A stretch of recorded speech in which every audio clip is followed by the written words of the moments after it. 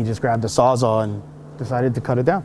Peter Christodoulou says he no longer spends time in his backyard after a dispute with the neighbor behind him over this fence. The fence you see around the rest of the yard was put up by Christodoulou's contractor in the summer of 2023, but he says his neighbor had a problem with it. When it was time to put up boards, he came over with a hammer and started hammering away, telling the contractor to stop. The neighbor already had a fence up, and Christodoulou was trying to connect to his neighbor's two existing posts.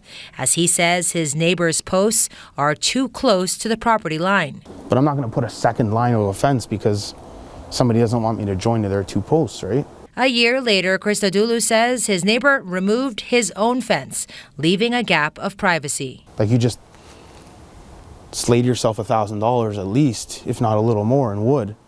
When, if all you wanted was me to pay half, you could have just came and talked about it, and we would have talked about it reasonably, right? The neighbor did not want to appear on camera, but told CTV News he tried to speak to Christodoulou twice prior to the fence being built to have a conversation, but it didn't end up happening. Christodoulou says he doesn't want to speak with him. I mean, I go over there, I get arrested, I lose my practice, I lose my job, destroy my life over some petty neighbor that wants half of a fence that he put up 2 years before my property was built, right?